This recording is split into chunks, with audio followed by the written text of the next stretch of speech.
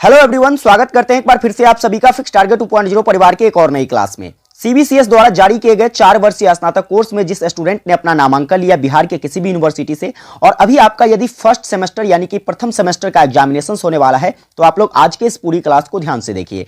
आज की ये जो क्लास है यह बीए, बीएससी, बीकॉम यानी कि साइंस, कॉमर्स और आर्ट ये तीनों संकाय के स्टूडेंट्स के लिए है, क्योंकि आज के इस क्लास में हम लोग कंपोजिशन पेपर जो कि आपका हिंदी है, जिसे हम लोग एईसी पेपर फर्स्ट के रूप में जानते हैं, हिंदी से रिलेटेड कुछ बहुत ही महत्वपूर्ण टॉपिक पर डिस्कस करेंगे। आज ये आपका यूनिट नंबर फर्स्ट का तीसरा क्लास है। इससे पहले क्लास में मैंने आपको किसके बारे में पढ़ाया था, तो भाई साहब ध्वनि और भाषा के बारे में पढ़ाया था। इसके बाद दूसरी क्लास में मैंने आपको लिपि के बारे में पूरी डिटेल एक्सप्लेनेशन के साथ पढ़ाया था। आपने अगर क्लास नहीं देखा है तो डिस्क्रिप्शन में आपको लिंक मिल जाएगा। हर एक क्लास को आप बड़ी ध्यान से देख लीजिएगा। पेपर में आपके कुछ भी प्रश्न पूछे जाए, चाहे वो ऑब्जेक्टिव होगा, चाहे वो आपका शॉर्ट टाइप होगा या फिर लॉन्ग टाइप होगा, हमारे क्लास को देखने के बाद आपका एक भी प्रश्न नहीं छूटने वाला है। ठीक उसी प्रकार से हम लोग आज टॉपिक नंबर 3 कंप्लीट करेंगे, जो कि आपका देवनागरी लिपि होगा। अब देवनागरी लिपि से आपके पेपर में चाहे ऑब्जेक्टिव क्वेश्चंस पूछे जाए, चाहे सब्जेक्टिव क्वेश्चंस शॉर्ट टाइप या फिर लॉन्ग टाइप पूछे जाए, आप इस क्लास को शिद्दत के साथ कर लो, आपका एक भी प्रश्न नहीं छूटेगा, ये पूरे दावे के साथ मैं कह सकता हूं। तो एक बार आप लोग अपने सभी दोस्तों को सेशन को शेयर कर दीजिए। सेशन को अभी तक लाइक नहीं किए हैं तो लाइक करके अपने सभी दोस्तों को शेयर करना मत भूलिएगा, शेयर कर दीजिएगा। सभी को एक साथ जोड़ने का प्रयास कीजिए ताकि बहुत मजा आए क्लास में। आइए फटाफट से हम लोग सेशन की तरफ बढ़ते हैं और बारी बारी से प्रश्नों के माध्यम से हम हर एक टॉपिक को कवर करेंगे। ऐसा इसलिए कि आपको यह भी क्लियर हो जाए भाई साहब कि आपके पेपर में प्रश्न कैसे पूछे जाने वाले हैं। देखिए, सबसे पहला क्वेश्चन आपसे पूछा जा सकता है, देवनागरी लिपि क्या है, इसकी प्रमुख विशेषताओं को समझाइए। अब यहां से लॉन्ग टाइप और शॉर्ट टाइप क्वेश्चंस कैसे बनाए जा सकते हैं। शॉर्ट टाइप क्वेश्चंस में डायरेक्टली आपसे पूछा जा सकता है देवनागरी लिपि को समझाइए, या फिर कहा जा सकता है देवनागरी लिपि की विशेषताओं को लिखिए। लेकिन जब यहीं से लॉन्ग टाइप क्वेश्चंस पूछा जाए तो आपसे पूछे जाएगा कि देवनागरी लिपि क्या है, इसकी प्रमुख विशेषताओं पर प्रकाश डालिए। तो ये दोनों बातें आपको उम्मीद करता हूं समझ में आ गया होगा। अब क्वेश्चंस ने हमें कहा है देवनागरी लिपि के बारे में समझाने के लिए, तो देवनागरी लिपि से रिलेटेड हम 2 से 3 बातें इस तरीके के याद रखेंगे, जिससे आप नोट डाउन कर देते हो तो इससे स्पष्ट हो जाएगा कि देवनागरी लिपि आखिर क्या है। सबसे पहली बात पर बात करते हैं। तो देखिए, देवनागरी लिपि जो है भाई साहब, यह भारत की सबसे प्राचीन लिपियों में से एक मानी जाती है। और यह जो लिपि है इसमें जो है कई भाषाओं को लिखा गया है, जैसे कि हिंदी है, संस्कृत है, मराठी है, पाली है, राजस्थानी है, नेपाली है, गुजराती है, भोजपुरी है। ये सारी की सारी भाषाएं हैं और इन सभी भाषाओं को किस लिपि में लिखा गया है, तो आप कहोगे सर देवनागरी लिपि में लिखा गया है। तो पहली बातें उम्मीद करता हूं आप समझ गए होंगे। यह जो है भाई साहब भारत की सबसे प्राचीन लिपियों में से एक मानी जाती है, जिसमें बहुत सारी भाषाओं को लिखा गया है। अब देखो, यहां से ऑब्जेक्टिव क्वेश्चंस आपसे पूछा जा सकता है। कैसे पूछा जा सकता है? अगर पूछ लिया जाए कि संस्कृत भाषा को जो है यह किस लिपि में लिखा गया है, आप कहोगे देवनागरी में। ठीक है, पाली भाषा जो है यह किस लिपि में लिखी गई है, आप कहोगे सर देवनागरी लिपि में लिखी गई है। नेपाली किस में लिखा गया है, तो देवनागरी लिपि में लिखा गया है। तो इस तरीके से आपके ऑब्जेक्टिव क्वेश्चंस भी बनाए जा सकते हैं। तो उम्मीद करता हूं ये बातें समझ में आ गया होगा। दूसरी बातें आपको देवनागरी लिपि से संबंधित याद रखना है कि देवनागरी लिपि जो है जिसका विकास किस लिपि से हुआ है, तो ब्राह्मी लिपि से हुआ है। और ब्राह्मी लिपि एक ऐसी लिपि है जिसे सभी लिपियों की क्या मानी जाती है, अधिकांशतः लिपि की क्या मानी जाती है, जननी मानी जाती है। जितनी भी लिपियां हैं उसमें से अधिकांशतः ऐसी लिपियां हैं जो ब्राह्मी लिपि से ही निकला है। उसमें से एक आपका देवनागरी लिपि भी है। तो ये बातें आप याद रख सकते हो कि देवनागरी लिपि का विकास जो है किस लिपि से हुआ है, ब्राह्मी लिपि से हुआ है। अब देखिए, यहां पर बात करते हैं देवनागरी लिपि से संबंधित तीसरे पॉइंट्स की। तो तीसरा पॉइंट्स याद रखना है आपको कि यह जो लिपि है देवनागरी लिपि, इसका जो है सबसे पहला प्रयोग कहां मिलता है, तो गुजरात के एक राजा थे जिसका नाम था क्या, तो जयभट्ट। जयभट्ट के शिलालेख से भाई साहब इसका जो है सबसे पहला प्रयोग देखने को मिलता है। और चौथी बातें आपको देवनागरी लिपि से संबंधित याद रखना है कि इस लिपियों को जो है बाएं से दाएं की ओर लिखा जाता है। आगे बात करेंगे देवनागरी लिपि से संबंधित कुछ और पॉइंट्स को। तो देखिए, जब भी देवनागरी लिपि को लिखा जाता है, तो जैसे मैंने लिखा राम, ठीक है, तो यहां पर यह किस लिपि में लिखा गया, देवनागरी लिपि में। और देखिए, जब हम देवनागरी लिपि को लिखते हैं तो इसमें क्या करते हैं, तो इस शब्दों के ऊपर, ठीक है, इस शब्दों के ऊपर एक क्षैतिज रेखा खींचते हैं। तो यह एक इसकी विशेषताओं में से एक माना जाता है।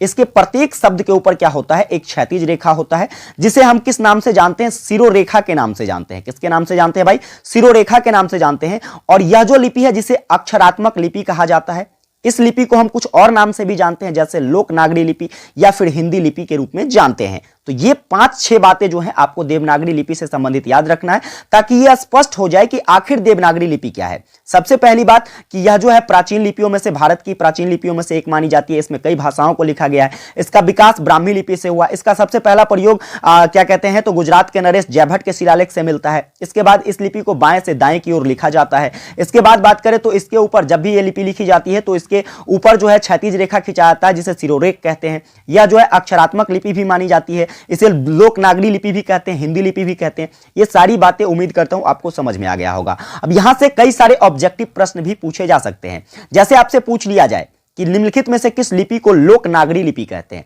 आप कंफ्यूज मत होना, सीधे कहना लोकनागरी यानी कि देवनागरी। आगे हिंदी लिपि तो आप सभी को पता है, देवनागरी लिपि।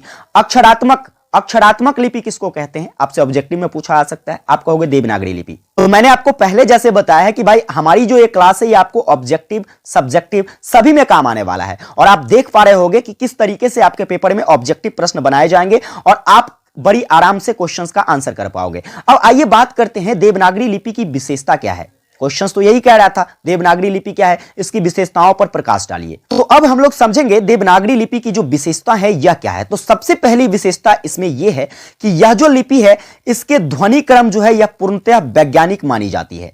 अर्थात कहने का मतलब यह है कि इस लिपि की जो भी ध्वनियां हैं, जैसे मान लीजिए अ है, आ है, हर्ष ई है, ये सारी की सारी क्या है तो ये सभी के सभी ध्वनियां हैं जो कि देवनागरी लिपि की है।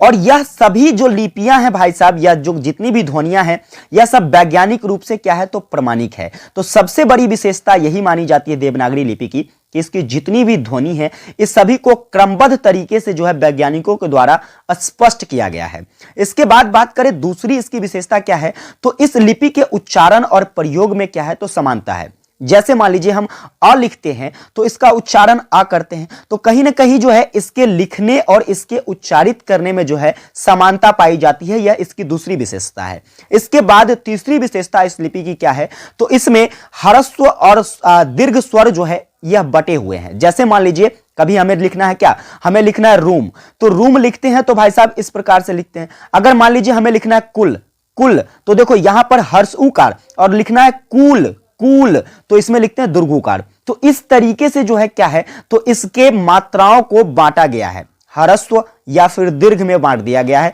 ह्रस्व जिसमें क्या होता है तो कम उच्चारण में कम समय लगता है, और दीर्घ जिसके उच्चारण में ज्यादा समय लगता है। पहली क्लास में ये सारी बातें मैंने आपको क्लियर करके बताया था। तो देवनागरी लिपि में एक विशेषता यह भी है कि इसे जो है क्या किया गया है तो स्पष्टीकरण के आधार पर इसे ह्रस्व और दीर्घ में बांट दिया गया है, जिससे अध्ययन में क्या होती है सुविधा होती है। इसके साथ साथ जो है इसमें क्या है तो प्रत्येक वर्ग में जो भी मैंने आपको वर्ग पढ़ाया था, जैसे क वर्ग, च वर्ग, ट वर्ग, ये सभी के सभी क्या थे तो सभी के सभी भाई साहब व्यंजन वर्ण है। ठीक है, तो इन सभी वर्गों को जो है किसमें बांट दिया गया है तो अघोष और सघोष में बांट दिया गया है। अब अघोष और सघोष क्या होता है, पहली क्लास आप जाकर देखिए आपको क्लियर हो जाएगा। वैसे हम थोड़ी बहुत जानकारी आपको यहां भी बता देते हैं। अघोष कहने का मतलब जिसे जो है जब बोला जाता है, कोई भी वर्णों को, कोई भी शब्दों को जब बोलते हैं तो अगर मान लीजिए बोलने के समय कम उष्मा उत्पन्न हो या फिर कम मुंह में कंपन हो तो उसे अघोष कहते हैं। और भाई साहब सघोष किसको कहते हैं, तो जब हम किसी भी वर्ण को बोलते हैं तो उसके बोलने में काफी ज्यादा कंपन होती है तो उसे क्या होता है, उसे क्या कहते हैं सघोष वर्ण कहते हैं। तो इस तरीके से जो है क्लासिफाइड कर दिया गया है किसको तो देवनागरी लिपियों को, जिससे अध्ययन में सुविधा होती है, इसको समझने में सुविधा होती है। आगे इसकी विशेषताओं की बात करें तो इस लिपि के वर्णों की अंतिम ध्वनियां जो है वह नासिक के है। जैसे हम लोग क ख ग घ लिखते हैं, च छ ज झ लिखते हैं, ट ठ ड ढ लिखते हैं, तो इसके जो अंतिम वर्ण है, ठीक है, अंतिम वर्ण जैसे क ख ग घ में क्या होता है अंग होता है, च छ ज झ में क्या होता है यो होता है, ट ठ ड ढ में क्या होता है अर होता है, त थ द ध में क्या होता है न होता है। तो ये सारी की सारी जो ध्वनियां हैं यह सभी के सभी नाक से बोली जाती है और इसीलिए जो है इसे नासिक के ध्वनि कहते हैं। तो आपने ये चीज समझ लिया कि देवनागरी लिपि के जो वर्ण हैं, जो भी वर्ग हैं, उस वर्गों के वर्णों का जो अंतिम ध्वनि है वह ध्वनि नासिक के होता है। इसके बाद इसमें कुछ निश्चित मात्राएं दी गई है। मात्रा जो कि क्या है तो छत बिछत नहीं है, मात्राओं को सीमित करके रखा गया है। जैसे हर्ष ईकार, दीर्घ ईकार, हर्ष उकार, दीर्घ उकार, एकार, ओकार, ठीक है, औकार, ये सभी की सभी जो मात्राएं हैं यह सीमित रूप में है। ऐसा नहीं है कि हम कुछ भी यत्र तत्र जो भी मन में आए वो मात्राएं प्रयोग कर सकते हैं। ऐसा कुछ भी नहीं है देवनागरी लिपि में। ठीक है, आगे बात करें इसकी विशेषताओं की, तो इसकी अगली विशेषता है कि प्रत्येक जितनी भी यहां पर ध्वनियां हैं उन सभी ध्वनियों के लिए लिपि चिन्ह का इस्तेमाल किया गया है।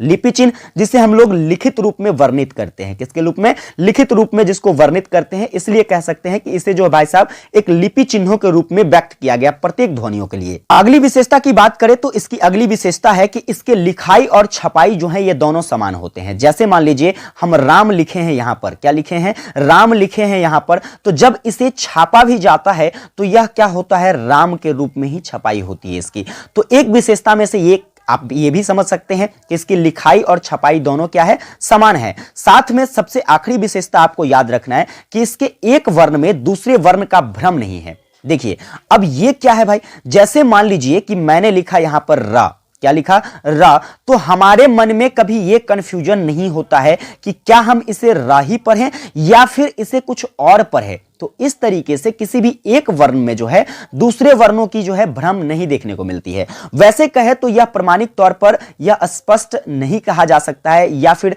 सही नहीं कहा जा सकता है। कहोगे क्यों? तो मैं आपको देवनागरी लिपि के दोष में पढ़ाऊंगा। ठीक है, जैसे मान लीजिए ख लिखा हुआ है, क्या लिखा हुआ है? ख, तो इसमें क्या होता है? र और व ये दोनों साथ आता है, तो कहीं ना कहीं जो है कभी कभी हमें कंफ्यूजन सा लगता रहता है कि इसे मैं र पढ़ूं, रब पढ़ूं या ख पढ़ूं, रब पढ़ूं या ख पढ़ूं। तो ऐसी भ्रम कहीं ना कहीं कभी कभी पैदा होती है, लेकिन विशेषता जो है इस प्रकार के भ्रम किसी भी एक विशेष वर्ण में नहीं देखने को मिलता है देवनागरी लिपि में। तो उम्मीद करता हूं आप देवनागरी लिपि की विशेषता समझ गए होंगे। सबसे पहली विशेषता जो कि यह क्या है? इसके सभी ध्वनि वैज्ञानिक रूप से प्रमाणिक है। इसके बाद इसके उच्चारण और प्रयोग में समानता होती है। इसे ह्रस्व और दीर्घ स्वर में बांट दिए गए हैं। इसे जो है भाई साहब सघोष और अघोष वर्ण में बांटा दिया गया है। इसकी अंतिम ध्वनियां जो भी होती है वह नासिक के होती है। इसमें मात्राएं निश्चित है। इसमें जो है क्या है? प्रत्येक के लिए लिपि चिन्ह का इस्तेमाल किया जाता है। इसके बाद इसकी लिखाई और छपाई दोनों समान होती है और इसके वर्ण में जो है भाई साहब कभी भी क्या होता है तो दूसरे वर्ण की तरफ भ्रम देखने को नहीं मिलता है, यानी कि कभी भी मन में दुविधा जैसी बातें नहीं होती है उच्चारण में। तो उम्मीद करता हूं आपको देवनागरी लिपि की विशेषता समझ में आ गई होगी। अब आइए आपसे प्रश्न दूसरा क्या पूछा जा सकता है? तो आपसे दूसरा प्रश्न पूछा जा सकता है देवनागरी लिपि के नामकरण के संबंध में तर्क दे। अब देखिए देवनागरी लिपि का नामकरण जो है देवनागरी लिपि हुआ क्यों? ठीक है, देवनागरी, देखो यहां पर देवनागरी की बात करें तो इसमें दो शब्द है। दो शब्द क्या है? सबसे पहला शब्द है देव, सबसे पहला शब्द क्या है? देव, और दूसरा क्या है? नागरी। इस दोनों के लिए अलग अलग तर्क है। वैसे कहे तो इस शब्दों का जो है नामकरण, इस लिपि का नामकरण जो है वैज्ञानिक रूप से प्रमाणिक नहीं है। क्यों? क्योंकि बहुत सारे विद्वानों ने जो है अपने अपने तर्क दिए हैं इस पर, और देखिए किसी भी रूप में जो है इसे स्पष्ट रूप में नहीं बताया गया है। तो कहीं ना कहीं कहा जा सकता है यह एक काल्पनिक नाम है और जिसे जो है प्रमाणिक तौर पर साक्ष्य नहीं प्राप्त किया गया है। ठीक है, लेकिन फिर भी जितने भी विद्वानों के द्वारा इसके संबंध में तर्क दिए गए उसमें कुछ बातें कॉमन है। अब वो कुछ बातें क्या कॉमन है? तो देखिए यहां पर नागरी आपको एक शब्द दिख रहा है। क्या दिख रहा है? नागरी शब्द दिख रहा है। इसके संबंध में ऐसा बताया गया है, लगभग सभी विद्वानों के द्वारा यह बताया गया है कि यह जो लिपि है भाई साहब इसका विकास कहां से होता है? गुजरात से होता है। कहां से होता है? गुजरात से होता है। और गुजरात में जो है वहां पर गुजरात में जो है नागर ब्राह्मण रहा करते थे। क्या रहा करते थे? नागर ब्राह्मण रहा करते थे। और इसी नागर ब्राह्मण के नाम पर जो है इस लिपि का नाम क्या पड़ा? तो नागरी पड़ा। क्या पड़ा? नागरी पड़ा। अब देव की बात करें तो देव इसका नाम कैसे जुड़ा इसमें? तो देखिए यह जो लिपि है देवनागरी लिपि, इन्होंने क्या किया तो देवताओं की भाषा, देवताओं की लिपि जिसे संस्कृत कहते हैं। क्या कहते हैं? देव भाषा किसको कहा जाता है? संस्कृत कहा जाता है। ठीक है, तो संस्कृत का वर्णन जो है या संस्कृत को जिस लिपि में लिखा गया है वह कौन सी लिपि है? तो वह देवनागरी लिपि है। तो देखिए यहां पर यह सबसे पहला बात कि देवताओं की लिपि है, देवताओं की भाषा है। तो देवता से एक शब्द आ गया देव, और यह नागरी कहां से आया था? तो गुजरात के नागर ब्राह्मण के नाम से आया था। ठीक है, तो ये दोनों जब आपस में मिल गया तो यह क्या हो गया भाई साहब? देवनागरी हो गया। तो इस तरीके से जो है क्या है तो देवनागरी का नामकरण किया गया है। तो उम्मीद करता हूं देवनागरी लिपि जो है इसके नामकरण के संबंध में जानकारी आपको समझ में आ गया होगा। एक बार और नजर डाल लेते हैं। तो देखिए देवनागरी, देवनागरी, नागरी जो कि कहां से आया था? तो गुजरात से। कहां से आया था? गुजरात। गुजरात में नागर ब्राह्मण रहा करते थे और इसीलिए जो है भाई साहब नागर ब्राह्मण के नाम पर ही जो है इसमें क्या जुटा? तो नागरी जुटा। और देखिए तो देव कहां से जुटा? तो संस्कृत। संस्कृत जो भाषा है इसे देवनागरी लिपि में लिखी गई है। संस्कृत को देवों की भाषा कहा जाता है। संस्कृत को क्या कहा जाता है? देवों की भाषा कहा जाता है। तो यहां से देव शब्द आ जाता है और जब ये दोनों आपस में मिल जाते हैं तो यह देवनागरी हो जाता है। तो इसलिए इसे देवनागरी लिपि कहा जाता है। चलिए आगे बात करते हैं। आपसे अगला प्रश्न क्या पूछा जा सकता है? यहां से अगला प्रश्न बनाए जा सकते हैं, देवनागरी लिपि के दोषों को लिखे। देखिए भाई, आपको अगर क्लास समझ में आ रही है तो बस आपका एक प्यारा सा सपोर्ट चाहिए हमें। अपने सभी दोस्तों को शेयर करो, ठीक है? ज्यादा से ज्यादा शेयर करिए ताकि सभी को हेल्प मिल सके, सभी को चीजें अच्छे तरीके से समझ में आ सके। पेपर में जब भी प्रश्न पूछा जाए तो कहीं ना कहीं वो भी आराम से आपके तरह ही हल कर सके। और ऐसा करने से हमें भी आपका एक प्यारा सा सपोर्ट मिल जाएगा। सेशन को अभी तक लाइक नहीं किए हो तो लाइक कर दो यार। ये सेशन लाने के लिए हमें बहुत मेहनत करना पड़ता है। ये आपकी जो क्लास है इसके पीछे हमारे कई घंटों का मेहनत होता है। चलिए बात करते हैं देवनागरी लिपि में दोष क्या क्या है। क्योंकि हर व्यक्ति, चाहे दुनिया का कोई व्यक्ति हो, अगर वह बहुत साफ सुथरा व्यक्ति है तो उसके अंदर उतनी ही गंदगी भी होती है। कहने का मतलब अगर कोई बहुत ही अच्छा व्यक्ति है तो वह उतना ही बुरा भी होता है। तो जिस तरीके से आपने अभी देवनागरी लिपि की विशेषताओं के बारे में पढ़ा कि आखिर देवनागरी लिपि किस लिए सभी लिपियों में प्रमुख मानी जाती है, तो उसी प्रकार से हम जानते हैं कि इस लिपि में क्या कुछ ऐसे दोष भी पाए जाते हैं? तो बिल्कुल पाया जाता है। देखिए देवनागरी लिपि में मैंने अभी आपको कुछ देर पहले बताया था कि जब हम ख लिखते हैं तो ऐसा लगता है कि इसे हम रब पढ़ूं या खा पढ़ूं, इस तरीके के भ्रम देखने को मिलते हैं। जैसे मैं मान लीजिए घा लिखता हूं तो कभी कभी हमें भ्रम होता रहता है इसे घा पढ़ूं या धा पढ़ूं। जैसे मान लीजिए मैं मां लिखता हूं तो कभी कभी भ्रम होता रहता है, कभी कभी ऐसा लगता रहता है इसे मैं मां पढ़ूं या भा पढ़ूं। इस तरीके का भ्रम आपको देखने को मिलता है। तो यही एक दोष है जिसे हम लोग स्वरूप वर्ण का होना कहते हैं। यानी कि एक समान रूपों का जो वर्ण है, इस जिसके कारण क्या होता है तो हमें उच्चारण करने में, पढ़ने में भ्रम जैसी स्थिति पैदा होती है। क्या पैदा होती है? भ्रम जैसी स्थिति पैदा होती है। तो इसे हम लोग देवनागरी लिपि के दोष के रूप में समझ सकते हैं। आगे बात करेंगे अगला दोष क्या है देवनागरी लिपि का। तो वह ऐसा दोष है जिसे आप महसूस करते होंगे। कभी कभी आप देखते होंगे अ ऐसे लिखा हुआ है और कभी कभी आपको अ देखने को मिलता होगा ऐसे, यहां पर नीचे बिंदी लगा हुआ है, नीचे ऐसे बिंदी लगा हुआ है। जैसे देखिए कभी कभी आप ज ऐसे देखते होंगे लिखा हुआ है और कभी कभी ज जो है आपको यहां पर नीचे बिंदी। तो इसके उच्चारण में हमें क्या होती है? भ्रम पैदा होता है। इसके उच्चारण में हमें क्या होती है? तो असुविधा होती है कि आखिर हम इसे क्या पढ़ें और इसे क्या पढ़े। उच्चारण जो है दोनों का ज के समान ही होता है, लेकिन हमें भ्रमित कर देता है ये चीजें। तो कहीं ना कहीं क्या है तो दो प्रकार के लिखे जा सकने वाले जो है द्विरूप वर्ण यह क्या करती है? तो यह देवनागरी लिपि की अवगुणों को बताती है। चलिए आगे बात करते हैं। अगली इसका दोष क्या है, अगला इसका अवगुण क्या है? तो वह यह है कि इसमें कई सारे अनावश्यक वर्णों का चर्चा किया गया है। जैसे री है तो इसका आप देखते होंगे कि बहुत कम आपको देवनागरी लिपि में प्रयोग देखने को मिलता है, हिंदी भाषा में प्रयोग देखने को मिलता है। वैसे बात करें अगला देखिए लिड़ी। आप बताइए आपने कभी इसका प्रयोग किया है जीवन में, पढ़ते समय या फिर कहीं भी? नहीं किए होंगे। तो बहुत कम ऐसा प्रयोग इसका देखने को मिलता है। इसलिए हम इसे एक अनावश्यक, यानी कि जिसकी विशेषता आवश्यकता ना हो वैसे वर्णों के रूप में देखते हैं। जैसे खटकोन वाला स है, खटकोन वाला स, तो इसे हम लोग क्या देखो, इसके पढ़ने में भी, इसके उच्चारण में भी हमें भ्रम पैदा होता है, इसलिए हम इसे अनावश्यक मानते हैं। कभी कभी इसे हम लोग सा के रूप में पढ़ते हैं और कभी कभी इसे हम लोग खा के रूप में पढ़ते हैं। जैसे यहां पर लिखा हुआ है विष, क्या लिखा हुआ है? विष लिखा हुआ है। आप इसे विष पढ़ोगे लेकिन इसका सही उच्चारण विख होता है। क्या होता है? विख होता है। तो कहीं ना कहीं आपके उच्चारण में भी ये क्या करती है? तो भ्रम पैदा करती है और साथ ही साथ इसका प्रयोग भी आपको बहुत कम देखने को मिलता है। इसलिए ऐसे वर्णों को हम अनावश्यक वर्ण की श्रेणी में रखते हैं, जो कि आपका क्या है? तो देवनागरी लिपि का एक दोष है। आगे बात करें तो इसमें सिरारेख जो कि जैसे कोई भी शब्द लिखते हैं, मैंने लिखा यहां पर क्या? तो मैंने लिखा मेरा लिखा, तो इसके ऊपर मैं क्या करता हूं? एक क्षैतिज लाइन बनाता हूं जिसे सिरारेख कहते हैं। अब सिरारेख का प्रयोग जो है प्रामाणिक रूप से अनावश्यक माना जाता है। क्या माना जाता है? अनावश्यक। आपको बहुत सारे ऐसी लिपियां देखने को मिलेगी। जैसे मान लीजिए फारसी लिपि है तो भाई साहब जैसे आप फारसी लिपि लिखता है कोई भी, जैसे मान लीजिए फारसी लिपि क्या कहते हैं, उर्दू को किस लिपि में लिखा गया? फारसी में लिखा गया है। तो जब कोई भी उर्दू लिखता है तो आप देखते होंगे कि वह इस तरीके से क्षैतिज लाइन ऊपर में नहीं बनाता है शब्दों के ऊपर। तो यह जो है विशेषता क्या कहा जाए तो देवनागरी लिपि में एक अनावश्यक माना जाता है। क्या माना जाता है? आवश्यक नहीं माना जाता है। आगे बात करें, देखिए आगे बात करें तो वर्णों के संयुक्तिकरण में जो है यह र के प्रयोग को लेकर भी भ्रम की स्थिति है। र आप कहोगे सर कैसे है? जैसे मान लीजिए मैं लिखता हूं फर्क, क्या लिखता हूं? फर्क लिखता हूं। तो फर्क लिखता हूं तो क्या हो, यहां पर मैंने रेफ लगाया, यहां पर का के ऊपर क्या लगाया? रेफ लगाया। लेकिन मेरा अगर इच्छा हो, अगर मुझे पता ना हो तो मैं ऐसे भी तो लगा सकता हूं, ऐसे।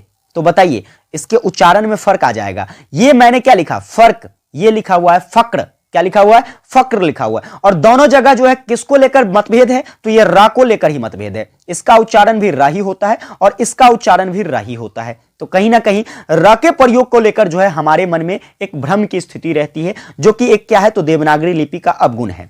इसके बाद जो है इसको लिखते समय जो है क्या होता है? तो हमें बार बार हाथ उठाना पड़ता है। जैसे हम इंग्लिश लिखते हैं, मान लीजिए राम लिखना है तो क्या करते हैं? ऐसे लिखते चले गए सीधे, जब तक ये क्या होता है? खत्म नहीं होता है, तब तक मेरा हाथ नहीं उठता है। लेकिन अगर इसी को हिंदी में लिखना है रा, तो एक बार यहां खत्म हुआ, एक बार यहां खत्म हुआ, एक बार फिर यहां खत्म होगा, फिर यहां खत्म होगा। तो कहीं ना कहीं इसके लिखावट में हमें बार बार हाथ उठाना पड़ता है। यह भी क्या है? तो इसका एक अवगुण माना जाता है। तो उम्मीद करता हूं देवनागरी लिपि के दोष के बारे में आप समझ गए होंगे। सबसे पहला कि इसमें कुछ वर्ण ऐसे हैं जिसमें समरूपता देखने को मिलती है, कुछ वर्ण ऐसे हैं जिसे दो प्रकार से लिखा जाता है, कुछ वर्ण ऐसे हैं जिसे हम अनावश्यक मानते हैं, कुछ वर्ण देखिए यहां पर वर्णों में जो सिरारेख देते हैं उसे जो है प्रयोगात्मक रूप में अनावश्यक माना जाता है। इसका प्रयोग जो है आवश्यक इसमें माना गया है देवनागरी लिपि में, लेकिन वह विशेषता जो है एक दोष के रूप में है, वह होना जो है उचित नहीं माना जाता है प्रमाणिक रूप में। आगे बात करें तो इसमें र के प्रयोग में भ्रम है और साथ ही साथ इसके लिखने में क्या होता है? हमें बार बार हाथ उठाना पड़ता है। ये सारे के सारे दोष हैं। अब आइए एक और इंपॉर्टेंट टॉपिक पर बात करते हैं, जहां से आपके पेपर में 100% प्रश्न बनाए जा सकते हैं। प्रश्न क्या बन सकता है? प्रश्न पूछा जाएगा कि देवनागरी लिपि के मानकीकरण या फिर इसी को कहा जा सकता है स्पष्टीकरण को समझाइए कि आखिर देवनागरी लिपि का स्पष्टीकरण क्यों जरूरी है। ठीक है, किसी भी लिपि का हो, देवनागरी लिपि का ही नहीं, हर एक लिपि का स्पष्टीकरण जरूरी होता है। अब ऐसा क्यों होता है? तो देखिए स्पष्टीकरण किसको कहते हैं या मानकीकरण किसको कहते हैं, हम इसको समझ लेते हैं। तो मानकीकरण का शाब्दिक अर्थ होता है किसी को एक रूप प्रदान करना। क्या करना?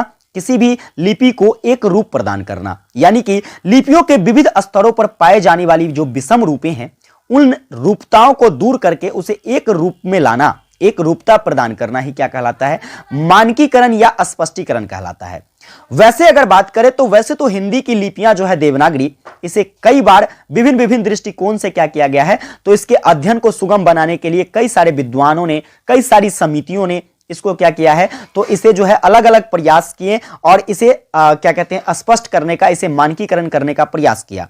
लेकिन विशेषता जो है केंद्रीय हिंदी निदेशालय के द्वारा देवनागरी लिपि और तथा हिंदी वर्तनी के मानकीकरण के कार्य क्षेत्र में एक महत्वपूर्ण योगदान देते हुए कई सारे विद्वानों के द्वारा, कई सारे भाषाविदों के द्वारा, कई सारे हिंदी सेवी संस्थानों के द्वारा, राज्य सरकारों के द्वारा, इन सभी के सहमति के आधार पर जो है कितने ईस्वी में? तो 1967 ईस्वी में क्या किया गया? सबसे पहली बार हिंदी वर्तनी तथा मानकीकरण नाम से एक पुस्तक को क्या किया गया? तो प्रकाशित किया गया। यानी कि इस पुस्तक के अंतर्गत बताया गया कि हम हिंदी को जो है किस तरीके से स्पष्टीकरण कर सकते हैं, या देवनागरी लिपि को जो है भाई साहब किस तरीके से हम एक रूप प्रदान कर सकते हैं। इसके लिए एक पुस्तक जिसका नाम है हिंदी वर्तनी का मानकीकरण, जिसे सबसे पहली बार कब प्रकाशित किया गया? 1967 में। एक ऑब्जेक्टिव क्वेश्चन यहां से भी बन जाता है, याद रखिएगा, पूछा जा सकता है हिंदी वर्तनी का मानकीकरण सबसे पहली बार कब प्रकाशित किया गया? तो 1967 में प्रकाशित किया गया। लेकिन देखिए यह पुस्तक जिसमें कई सारे संशोधन हुए, पहली बार जो है संशोधन 1983 में देखने को मिला। इसे संशोधित करके क्या किया गया? तो इसमें बहुत सारी चीजों को ऐड करके इसे देवनागरी लिपि तथा हिंदी वर्तनी मानकीकरण के रूप में प्रकाशित किया गया। और यहीं से देवनागरी लिपि क्या होती है? तो स्पष्टीकरण के आधार पर हमारे सामने आता है। इसके पश्चात भी जो है देवनागरी लिपि में स्पष्टीकरण रुका नहीं, आगे स्पष्टीकरण बढ़ती गई। 1989 ईस्वी में भी इसके लिए जो है क्या किया गया? तो इस पुस्तक को एक बार फिर से मुद्रित किया गया और इसे फिर से स्पष्ट रूप में सामने लाने का प्रयास किया गया। यानी कि पहली बार कब? तो पहली बार इसका संशोधन 1883 में होता है। दूसरी बार इसमें संशोधन कब होता है? तो 1983 में होता है। इसके बाद जो है दूसरी बार कब होता है? 1989 में होता है। इसके बाद बात करें तो देखिए इसके बाद भी जो है आपके संविधान में कितनी भाषाएं हैं? आपके संविधान में 22 भाषाओं को स्वीकृति दिया गया है, जो कि 8वीं अनुसूची में इसका वर्णन है। आपके संविधान के कौन से अनुसूची में? यहां से ऑब्जेक्टिव क्वेश्चन पूछा जा सकता है कि भारतीय संविधान के किस अनुसूची में जो है भाषा संबंधी वर्णन किए गए हैं। तो आप कहोगे सर 8वीं अनुसूची में, जिसमें 22 भाषाओं का वर्णन किया गया है। अब इन भारतीय संविधान के अकॉर्डिंग जो है इसमें फिर से एक बार संशोधन किया जाता है, और वह संशोधन कब होता है? तो 2016 में, और 2016 में संशोधित करके एक बार फिर से इस पुस्तक को प्रकाशित किया जाता है। तो पहली बार संशोधन कब आपने देखा? 1983 में। प्रकाशित कब हुआ था? 1967 में। फिर इसके बाद पहला संशोधन 1983 में, दूसरा संशोधन कब? 1989 में, तीसरा संशोधन कब? तो 2016 में। तो इस तरीके से कई सारे संशोधन करके क्या किए गए? देवनागरी लिपि का विकास देखने को मिलता है। ये बातें आपको समझ में आ गया? ये सभी के सभी किसके लिए था? तो मानकीकरण के लिए था। मानकीकरण कहिए या फिर स्पष्टीकरण कहिए, मानकीकरण कहिए या फिर स्पष्टीकरण कहिए, जिसके आधार पर जितनी भी यहां पर वर्णें हैं, जितनी भी ध्वनियां हैं, उन सभी को एक रूप देने का प्रयास किया गया, और जिससे क्या हो, तो आपको अध्ययन में सुविधा मिल सके, आपको चीजें अच्छी तरीके से समझ में आ सके। लेकिन अभी भी जो है इसमें बहुत सारी त्रुटियां देखने को मिलती ही है, और आने वाले भविष्य में जो है भाई साहब इसमें और भी सुधार किए जाएंगे, ऐसी उम्मीद की जा रही है। तो उम्मीद करता हूं आप हिंदी के मानकीकरण के बारे में जो है, या फिर हिंदी के स्पष्टीकरण के बारे में, देवनागरी लिपि के स्पष्टीकरण के बारे में समझ गए होंगे। अब आइए यहां से कुछ बहुत ही महत्वपूर्ण ऑब्जेक्टिव क्वेश्चंस पर हम लोग चर्चा कर लेते हैं, जो कि नोटेबल पॉइंट है। आप इसे पॉइंट्स को नोट करके इसे अच्छे तरीके से याद कर लेना। यहां से अगर कुछ भी ऑब्जेक्टिव क्वेश्चन इस टॉपिक से पूछा जाए तो आपको नहीं छूटेगा। सबसे पहली बात याद रखिएगा, ब्राह्मी लिपि का प्रथम साक्ष्य आपसे पूछा जा सकता है कहां से मिलता है? तो ब्राह्मी लिपि का जो प्रथम साक्ष्य है यह अशोक के अभिलेख से प्राप्त होता है।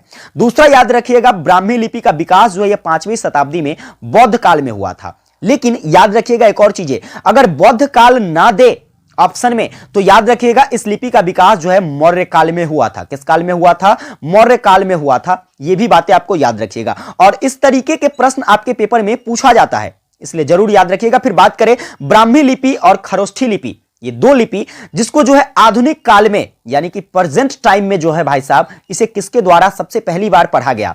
तो 1837 ईस्वी में इसे सबसे पहली बार जेम्स फिलिप के द्वारा पढ़ा गया। याद रख सकते हैं, जेम्स फिलिप के द्वारा क्या किया गया? इसे विलियम जेम्स फिलिप के द्वारा इसे सबसे पहली बार 1837 ईस्वी में पढ़ा गया, जो कि ब्राह्मी लिपि थी और खरोष्ठी लिपि थी। चलिए आगे बात करते हैं। अगला प्रश्न आपसे पूछा आ सकता है, यहां पर देखिए मैंने आपको पहले ही बताया है कि अगर बौद्ध काल ना दिया जाए आपके ऑप्शन में तो मौर्य काल दिया जाएगा। तो आप याद रख सकते हो ब्राह्मी लिपि का विकास किस काल में? मौर्य काल में हुआ था। फिर बात करेंगे ब्राह्मी लिपि को जो है विभिन्न लिपियों का क्या माना जाता है? जननी माना जाता है, क्योंकि यहां से जो है कई सारी लिपियां, आपकी देवनागरी लिपि भी मैंने आपको बताया है, देवनागरी लिपि भी कहां से निकली है? ब्राह्मी लिपि से। और देवनागरी लिपि में तो कई सारी लिपियों को लिखा गया, कई सारी भाषाओं को लिखा गया। तो कहीं ना कहीं कहा जा सकता है कि आपकी ब्राह्मी लिपि जो है यह विभिन्न विभिन्न प्रकार की कई सारी ऐसी लिपियां हैं जिसकी जननी मानी जाती है। जननी यानी कि उन लिपियों का जन्म ब्राह्मी लिपि से हुआ है। आगे कुछ और मोस्ट इंपोर्टेंट पॉइंट को देखते हैं, जो कि आपके परीक्षा के दृष्टिकोण से इंपोर्टेंट है। कहा जा सकता है कि खरोष्ठी लिपि को कैसे लिखा जाता है? आप कहोगे सर दाएं से बाएं जो है खरोष्ठी लिपि को लिखा जाता है, ब्राह्मी लिपि को बाएं से दाएं लिखा जाता है। चलिए आप फटाफट से कमेंट करके हमें बता दीजिए। मैंने आपको अभी अभी पढ़ाया है, लेकिन इसलिए जो है आपको कमेंट करना ही है, ठीक है? छाप दीजिए कमेंट में कि देवनागरी लिपि को कैसे लिखा जाता है। देवनागरी लिपि को कैसे लिखा जाता है? बाएं से दाएं या फिर दाएं से बाएं? जैसे मैंने अभी बताया ना कि खरोष्ठी लिपि को दाएं से बाएं लिखा जाता है, और इसके बाद ब्राह्मी लिपि को बाएं से दाएं लिखा जाता है। आगे बात करें, देखिए तो यहां पर मानक देवनागरी वर्णमाला का प्रकाशन कब होता है? तो मानक देवनागरी वर्णमाला नामक पुस्तक का प्रकाशन 1966 में होता है। हिंदी वर्तनी का मानकीकरण प्रकाशन, जो कि अभी मैंने आपको बताया है, 1967 में। इसका दूसरा प्रकाशन कब? 1983 में। इसका तीसरा प्रकाशन कब? 1989 में। इसका चौथा प्रकाशन कब? तो आप कहोगे सर 2016 में। इस तरीके से जो है इसमें क्या कहते हैं, तो शुद्धिकरण करके इसे स्पष्टीकरण के आधार पर जो है क्या कहते हैं, तो संशोधन कर करके प्रकाशित किया गया था। आगे बात करते हैं, कुछ और प्रश्न बनाए जा सकते हैं। प्रश्न क्या बनाए जा सकते हैं? पूछा जाए पंजाबी भाषा की लिपि कौन सी है? आप कहोगे सर गुरुमुखी लिपि। गुरुमुखी यह एक ऐसा शब्द है जिसके अर्थों को हम लोग समझ लेते हैं। आपसे पूछा जा सकता है गुरुमुखी का शाब्दिक अर्थ क्या होता है? तो गुरु के मुख से निकलने वाला जो शब्द है, गुरु के मुख से निकलने वाली लिपि, जिसे हम लोग गुरुमुखी लिपि कहते हैं। अब इस लिपि का विकास जो है, या इस लिपि का जो प्रचलन है, ये किसके द्वारा किया गया? तो आप कहोगे सर गुरु अंगद देव के द्वारा क्या किया गया? तो गुरुमुखी लिपि का विकास किया गया। अब गुरुमुखी लिपि जो है, इसमें एक चीज याद रखिएगा कि इसमें कितने स्वर हैं? 3 स्वर हैं और 32 व्यंजन हैं, यानी कि कुल मिलाकर जो है इसमें 35 आपकी क्या हो जाती है? 35 ध्वनियां हो जाती है, 35 वर्ण आपके किस में हो जाते हैं? तो गुरुमुखी लिपि में हो जाता है, या फिर पंजाबी भाषा की लिपि में हो जाता है। आगे बात करते हैं अंग्रेजी भाषा की लिपि। तो अंग्रेजी भाषा की लिपि कौन सी है? रोमन। अंग्रेजी भाषा के साथ साथ फ्रेंच, ठीक है, फ्रेंच, ये सारे जो है आपके क्या है, तो इन सभी की लिपियां जो है क्या है, तो भाई साहब आपके रोमन लिपि हैं। रोमन लिपि में 5 स्वर होते हैं और 21 व्यंजन होते हैं। आप लोगों ने इंग्लिश में पढ़ा होगा ABCD, क्या पढ़ा होगा, ABCD पढ़ा होगा, जिसमें आपको पता है कि AEIOU ये सभी के सभी क्या है, 5 वॉवेल हैं जिसे हम लोग स्वर कहते हैं, और बाकी के जो है 21 ये क्या है, तो कॉन्सोनेंट है। बाकी इंग्लिश में आपने सेमी वॉवेल भी पढ़ा होगा, तो इसको लेकर आपके मन में कंफ्यूजन हो सकती है, लेकिन विशेषता उसे भी कॉन्सोनेंट के रूप में ही जाना जाता है, व्यंजन के रूप में ही जाना जाता है, इसलिए याद रखिएगा 5 स्वर हो जाते हैं और 21 व्यंजन आपके रोमन लिपि में हो जाता है। प्रश्न जब भी आपसे पूछा जाए तो आप बड़ी आराम से करोगे। आगे, संस्कृत भाषा को किस लिपि में लिखा गया है, देवनागरी लिपि में, अभी तो मैंने आपको बार बार पढ़ाया है। एक सबसे इंपॉर्टेंट पॉइंट्स आपको याद रखना है कि देवनागरी लिपि सुधार समिति, जिसका मतलब 1947 में अध्यक्ष कौन था। सबसे पहला कि देवनागरी लिपि सुधार समिति जो है 1947 में इसके अध्यक्ष की बात करें तो इनका अध्यक्ष था आचार्य नरेंद्र देव। ये बातें याद रख सकते हैं। तो इतने सारे जो इंपॉर्टेंट पॉइंट्स है इसे आप नोट कर लीजिए और अच्छे से याद कर लीजिएगा। एक भी प्रश्न आपका ऑब्जेक्टिव भी नहीं छूटेगा और जितने भी यहां पर एक्सप्लेनेशन मैंने प्रश्नों का किया है उस प्रश्नों को आप अच्छे तरीके से, इस वीडियो को 2 से 3 बार आप जरूर देखिए, 2 से 3 बार देखिएगा, आपको हर एक पॉइंट अच्छे से क्लियर हो जाएगा। ठीक है, तो उम्मीद करता हूं आज की ये क्लास आपको हेल्पफुल लगी हो। बाकी अगर ये क्लास आपको हेल्पफुल लगी हो, चैनल पर नए अभी तक सब्सक्राइब नहीं किए हैं, सब्सक्राइब करके नोटिफिकेशन बेल को ऑन कर लीजिएगा। सेशन को एक प्यारा सा लाइक करके अपने सभी दोस्तों को जरूर शेयर कीजिएगा ताकि सभी को हेल्प मिल सके और आपका जो है प्यारा सा सपोर्ट हमें भी मिल जाए। विशेष आप लोगों से अगली क्लास में एक नए एनर्जी, एक नए जोश के साथ मिलेंगे। तब तक के लिए जय हिंद, वंदे मातरम।